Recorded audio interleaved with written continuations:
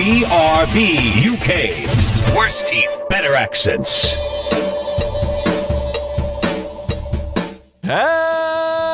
Hello, and indeed ahoy hoy. It's that no man's land between New Year and February. It's officially the best time of the year to be anything, which is why we're back to help you through the hump that is the middle of January. That's right, it's BRB UK episode 575.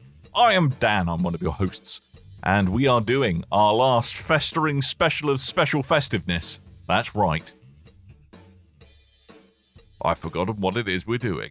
It's been the rest of January. Coleman, bit behind the scenes here. Say hello, Coleman. Hi. And Tim, say hello. Hello. Tim can back me up here. So I was like, great. Okay, we're doing the Great British Debate this special episode. We like to do. It used to be a regular staple on the show, but now it's been relegated to special episode status of specialness. Yes. And I was like, fine, I know what's going on. It's okay. Then Coleman said, right, okay, what you got to do, right? You got to intro it, then there's music, there's another intro, there's more music, there's intro and intro. And I was like, I now know the intro less. Before you do the intro, though, Dan. No, exactly. Oh, thanks. Right. You see that? I'm Again, just behind the scenes. And look what's happened to the intro now, Coleman. This is all your fault. So we've got very I was introspective. fine. It's only because once we started doing these specials instead of at the end of each and every show, right, much like Tabletop Tuesday, each and every week. So there were periods where we were doing this intro, and then we just go into Great British Debate. I go, no, we got to do the thing, and then I chop it all out and it'd be seamless. But now I chop less stuff out, so I wanted it to be seamless. So I told you beforehand, and you went, well, now you confused me. Well, this seems absolutely seamless now. You know, exactly like a bad pair of trousers. Seamless is what it is. You see?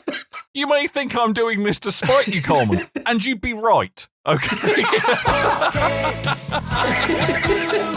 Oh, we set off his soundboard now, Dan. Quick, intro to the outro, or whatever it was you gotta do now.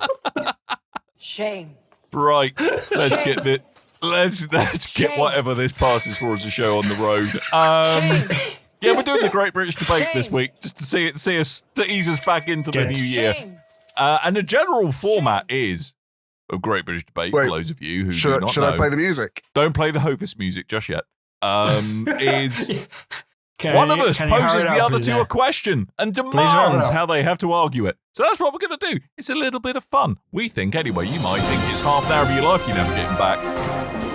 There's the intro music. It's Great British. Seamless. Absolutely seamless. You don't have to cut anything out. Absolutely golden. One take. That's what they call me.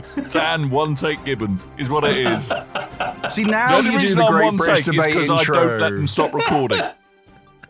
What we do? Do you not remember like the old days of SGUK and BRB UK, and you go, oh well, the Great British Debate. Back in those days where we actually wanted to create a good impression. And then one person does a thing, another person does a thing, and we do the thing. 575 episomes, we have now achieved perfection in both audio and visual formats. Exactly.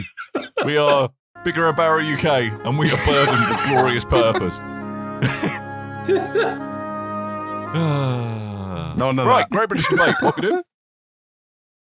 We are doing debates. Each of us have picked a topic of some form, a question that we're going to pose to the other two. Yep. And then they are going to debate a side pre-decided by the person who has picked up the topic of debate.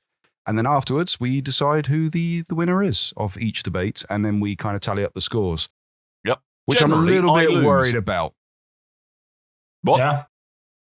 I'm a little bit worried about it this year. No, I'm a little bit worried about losing this year. Oh. Really? We'll see. Okay. All right, All right. Who wants to go first? Oh, also, we use countdown music, and then they sue us. Yeah. Thanks, Countdown. Bloody Carol Vorderman. We speak over it. We do our best. Try and get away with it. But every year, it's like the ghost of Countdown past. Ooh, yeah. Not Macho Man Randy Savage. Macho Man Richard Whiteley. Yeah. Yeah. Oh, from beyond the grave. Right. I'm going to go first. Okay. You're going to get my question first. Oh, you're going first, right? I'm going to go first. Yes. Is what I'm going to do. So I'm going to give you. So the format is 30 seconds is what I get. Each of you get to argue your point. And I judge, when it's my question, whether or not one of you has answered it to my satisfaction. Generally, one of you have win, but there's the outside chance that neither of you might win if both of your answers are utter steaming piles of horse dung. So we'll see what happens. Right, so the question, chaps, I would like to pose to you is that the day before was clearly a scam. Game of the year, day before. Arguing. I find it highly unlikely, but for those who may not know, what's the day before, Dan? The day before is a very short-lived open world multiplayer zombie survival game. It's the Division. It's the Division with zombies, and you can't buy it anymore. And glitches. So anyway, arguing that the day before was clearly a scam is Coleman. Hi. And arguing that it wasn't a scam will be Tim. So, Coleman, you're I'm going first. You're going to go first. Ooh, so arguing, love that for me. I know, arguing that indeed the day before was clearly a scam, Coleman. You have 30 seconds starting now. Okay, so what Fantastic failed to tell you is that the day before was used as a kind of a means for to build up a bunch of support, groundswell of support for a bunch of fake trailers that they had made to then go and try and go, Microsoft Teams, we've made a different version of that, and that's what we're advertising. Then when people started calling them out on it and the Microsoft Teams failure thing happened, they went, okay, here's the thing, and they released the game. It was asset flip, and they wanted money and no refunds. Okay, so basically your argument is it's Microsoft Teams but spelt with a Z at the end. There's a long story and I didn't think that through, but it hit my head before. Yeah. Okay. All right. Yeah. Okay. I'm so that was arguing maybe. that it clearly was a scam. Was Coleman. I think you may have got confused. It's because I realised there's like 7 parts to the scam, and then I got through the first 3. Okay.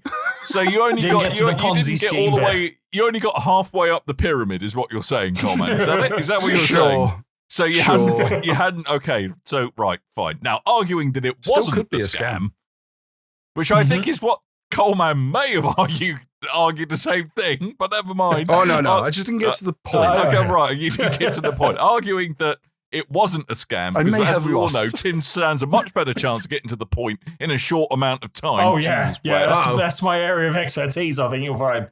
Yeah. Okay. Wait. So just so I don't put those intrusive thoughts in Tim's head. Tim, don't talk about the day before's menus. Okay. Good shout. All right. Arguing that the day before clearly wasn't a scam. Tim Hibbs, you have 30 seconds. Oh god. Break the music. Sorry. This is going well. Say when you're ready. So say when you're ready. Do you mean to give you a convoluted explanation of what happens? Because I found that help for me. Just say when you're ready. Start talking and I'll hit the thing. Okay. All right. So Tim, it clearly wasn't a scam. No. Sorry. Well, he said to start talking, so I went and did that. Anyway, clearly wasn't a scam, even though Coleman's trying to scupper me. It wasn't a scam because scamming involves pre-thought and planning that this studio was not capable of. They've spent 5 years doing this. They clearly haven't earned any money. They only had 4 days worth of sales. They are not good business people. This was not a good, well-planned out scam. They have not done successfully scamming people out of money. They're giving refunds. It's a terrible plan. So what I'm hearing from you, Tim, is that it wasn't a scam. They're just idiots. Mm-hmm. All right, I mean, that's pretty good argument. That's basically. I mean, to be fair, I strangely, they're not even clever enough to scam people. Strangely, I'm actually compelled by Tim's point. So, Tim, congratulations. That's your first point on the board for thank you. Great British Debate 2024. I'm just going to limber up. That's what I'm going to do. Should we get our own victory themes one year, like next year? Yeah. Yes. I think I can palette victory. We all need our own theme music and our own victory themes. Victory. Cool. I won. So like when victory. Dan wins, it'll be like the Destiny music or the Halo music he likes, and mine will be the Final Fantasy, and Tim's will go Chelsea. Oh, I love Chelsea. Best North London club in the world. They're not North London. Every day I'm I know. blowing I said that because I knew it bubbles. would annoy you even more. Pretty good. Play the West And Ham you music. fell into my trap, Timothy. All right. My question, my topic Yep. is Okay. 2023 has been yet another year of massive acquisitions in the gaming industry. Mhm. But are we facing calamity as the larger companies continue to bring smaller studios into their fold? Arguing for studio acquisitions is Tim, and against them is Dan. I have a question. Only because I think you've already had these arguments in some form or another on the show, so I think it makes have sense a to do it that question. way. Yes, Yep. Dan. Right. So you're saying 2023, or you're positing 2023 has been another year of massive acquisitions. Then you go on Is to he ask whether or positing? not we're facing calamity as a result. So we're arguing for studio acquisitions and just accepting there will be a calamity, or are we arguing that studio acquisitions won't necessarily result in a calamity, or they might? Can you just give me the win now? Because Dan's like making too many demands and being a bit. I'm not making demands. I'm not making demands. I'm asking reasonable questions. He's saying, "Oh, there's been acquisitions. By the way, death and hellfire might also All I'm result saying from is he's unrelated things." criticising your question, Coleman, and I wouldn't take It's a that. That's all I'm terrible saying. question. Say PlayStation buy all the small studios Yep. tomorrow. Is that a bad thing, Dan, or is that a good thing? Okay, you've made it clearer. Thank you. All right, cool. Who wants to go first? Tim should. I'll go first. Tim's going first. As I Okay. went second last Tim, time. you're arguing for. When you're ready. So, yeah, I think it's generally a good thing. It enables smaller studios to be able to do even more because they've got the massive power of a bigger studio behind them. Okay, Embracer has done that and done that badly. It doesn't mean that this should be a thing where we just completely write off acquisitions. I think Xbox fanboys were much pleased with Bethesda going over to them, and that strengthens Xbox as a brand, and that makes more competition between Xbox and Sony, and that is a good thing. Did it with time to spare as well. I Okay. thought his answer was rubbish. Bobbins. Well, Dan, you are thought you the ready? question was rubbish as well, Dan, so you're just keeping So up with no, so form one there. follows the other. Just saying, my answer's going to be pretty. everything To be you- fair, my everything's answer's going to be rubbish. pretty It's poor all as well. rubbish. My answer's going to be pretty rubbish as well. So, Good. Are you ready, Dan? I'm ready. Okay. So, I think that all of these large studios hoovering up these littler studios is a very, very bad thing. Because one of the challenges of being part of a big multinational corporation such as your big three in the gaming industry is that as soon as you become a part of them, you've got to do everything they say. It stifles creativity. It gets in the way of being able to take a punt on anything that isn't a AAA game. Gaming becomes too safe and everything becomes the same, and I get very bored. Good Although I overtime. agree with you, Dan, and it's very similar to the things that I say in general, I'm going to have to go with Tim on the compelling argument on this one. So he's won. There's actually no I've point. won. There's- Literally, Yeah, it's I'm fun. finding you guys facing my question, but hey, nice. I Tim, am the winner. to be fair, there's not much point in a lot of stuff that you say. These are the only 2 points that have got. The only 2 times you're going to get a point for anything you say See, when the rest of the I year. actually conserve myself to just 30 seconds, it's probably It's better. funny I that. make It's better like there's a points, lesson in possibly. there somewhere, Tim. Oh, yeah, yes. Let me just find Largo Symphony number 9. There we go. 1, 2, 3, 4, 5. Oh, that's the wrong song. But anyway, let's crack on because my question is I'm supposing that games as a service are the future of gaming, and arguing that yes, that is the case is big fan of Destiny 2, Dan, and arguing me that those no, that isn't the microtransactions. case is big fan of Marvel's Avengers, Coleman. The only reason that So- didn't turn into a service is because the game's rubbish, to be fair. Yeah, so as Dan hasn't gone was first a yet and games Coleman service. has, Dan will be going first. And so if you could tell us why you think that games of the service are the future of gaming. Okay. Is there going to be music? There we go. There's the music. So games as a service are the future of games. Shall I tell you why? Because we all have the attention span these days of a gnat. We can't remember what we did 5 minutes ago, let alone a couple of days ago.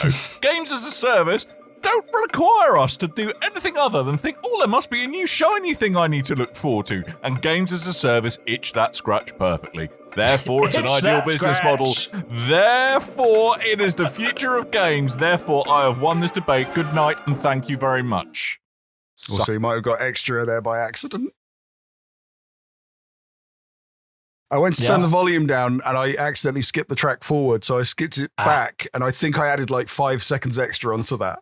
It's all right. But it's okay. take 'em. Five extra seconds of solid gold logic is what it was. Solid as a rock. Yes. All right, Coleman, ready? you have to save your Great British Debate reputation right here because Good you luck. could be It's for bragging second, rights, baby. you could be third, you could be in last place if this goes can I get badly no for you, points Coleman. this year. This will be amazing. Oh, nil point for I know Dan. it's going to happen Nil- because nil neither of point. you The two-time Oh, Great 7. British Debate winner might lose his throne. Well, I've already lost the throne, but well, you've already lost might the hit- throne, but you I've could lost the crash bragging and rights burn now. all the way down to the bottom from the heights that you were in previous proper years. Hibs this.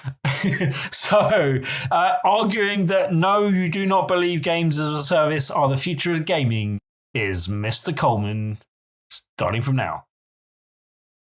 The reason that games as a service are not a viable way to go forward with every single video game going forward is because single-player experiences. We don't want to be tied down to being online only. We don't want to be tied down to having all these different services plugged into our games, plugged into our systems, making sure that we've pinged a server to make sure we're online, that we haven't pirated the game. We want to play Spider-Man 2. We want to play Star Wars. We want to play Jurassic Park Survival. We want single-player experiences. Screw you, EA. Screw you, Activision. Allegedly. I mean, he makes a good point there, Dan. I have to say, he did. He was quite passionate Realised in his after- pleas. This is not going to my plea, but I just remembered as the timer ran out, something Last of Us multiplayer scrapped because they can't run a games of service. Yeah, see, and Sony pulling out a lot of games of service. And I think we can all agree that one of the best Bungie takeaways we can have from this week's Great British Debate is that games as a service should not be the future of gaming. So I think I'm going to have to give it to Coleman, I'm afraid. No. No, Tim, I'm going to argue that you've interpreted your question wrongly. I can't hear you, Dan. You're being drowned out by Transformers and Excellent. It's lying something you're again. saying about Destiny. You are arguing should they? No, because Coleman's arguing should they be the future of gaming, whereas actually you're saying are they the future of gaming? Yes, I think they are inevitable, a bit like Thanos in his dreadful multiverse timeline. Are they the future of gaming? Yeah. No, I didn't. Games as a all service right, fair games enough. are the future of gaming. Yes. You are arguing, Coleman, that they shouldn't be, but perhaps it's inevitable. I don't like. I would Dan argue that using I logic. won. Yeah, okay. I think infallible logic there. And like any good Klingon, I'll have to go with the logical response. And I have to be pulled over to Dan's argument. So Coleman, I'm afraid you do crash and burn. Yes! You do go from winning 2 years in a row to coming dead suck it, last. Dead last, Mr. Coleman. I'm afraid you had to hang your head in shame for a whole year now. Mm-hmm. You are not That the plane great needs to British hit that debater. button. Yeah. So what we've learned is that Tim's not very good at writing questions. I think the question was fine. It doesn't even got a question mark in it, Tim. I'm reading it on the agenda now. Actually, Okay. neither does mine. It's more Mine of a was statement, yeah, and as so well. was yours. Actually, So Coleman's the only whatever one who criticism you successfully make of wrote a mine. question for the question, so maybe Yes. Coleman just So Coleman wins. wins again. Wait, did I? I'm so confused. I think what we've learned is there's a You there's a won reason why we question do writing, two. but you lost question answering. So I think we've came learned why we third in do question two answering. shows one But weekend neither of us and was two a question. We shows didn't answer either another question. weekend, and not Right. 4 shows on one night. Right, That's what we've learned. Yeah, definitely. okay. So Tim, you were the best at answering questions that weren't a question. Yeah. No, Coleman was the best. No. Oh, I am so confused. He was the best asker of questions, but the worst answerer. Me, Can I I? think. I know at this point that it's like Was I? 4 weeks. It's all right. I've got I brain accept cramp. defeat gracefully. I just want to No, throw you in, although it's like 4 weeks past the point that we should have been talking about this, I just want to throw in because it is kind of funny to me Right. The Last of Us multiplayer spin-off game that was meant to be part of Last of Us Part 2 that they spun off into a whole new game was meant to be the biggest narrative multiplayer flipping Naughty Dog thing that they've ever done. They decided not to do because they brought in an external consultant of PlayStation to help them with multiplayer online and went, oh, this is going to turn this into a games of service and we just do not have the ability to do that. To support Do you know who the consultants were? Bungie. Yeah, baby. I found that very humorous. Yep. Good job, Bungo. Anyway. That's Sherlock. We're done. Normal show shall return after this week. So, I mean, you say normal. Yeah, I mean, ill-informed opinion will return. It's just we'll have ill-informed opinions about things that are actually recent. Which we have. To you, it's next week. To us, it's Wednesday. Well, sorry. To us, it's a month. Yep. So we'll come back bright-eyed and bushy-tailed, and you won't be able to notice. Can't guarantee that. It will be perhaps slightly more sensible than this one. Anyway, we're going to finish this show because, frankly, we've overstayed our welcome. All that's really left for me to do is to remind you that I have been Dan. I might have been Tim. I have lost. I've lost it all. Mm-hmm. Crash and burn. A 2-year streak crashed and burnt. I think there's a lesson for us all here. 1, Coleman, never try and explain anything to me because it will always make it worse. I feel like any previously hopeful studio being bought by Embracer right now. Yeah, that's probably a good way for you to feel. We're going to go. Thank you. Yeah. And until I win. What? What, Tim, what are you doing? I won. I'm the winner. Yes, you won. I'm celebrating my victory. Are you? Celebrate it again. But I'm magnanimous in victory. Aren't you a nice chap? Anyone you'd like to thank, Tim? I'd like to thank everyone. I'd like to thank my pet cat as a child. I'd like to thank all of my parents and everyone else that helped me to get here today. All my parents. Oh, well, I mean, I do have all more 70 than of them. So, you know. I was raised in a hippie commune. Yeah. I've only recently returned from France. That's a joke that was very topical on the 17th of December. Topical a month ago. Well done, Dan. Brilliant. Perfect. We're going to go. Thank you for listening. We'll be back next week. Hopefully you will be too. So until next time, dear listeners, toodle bye.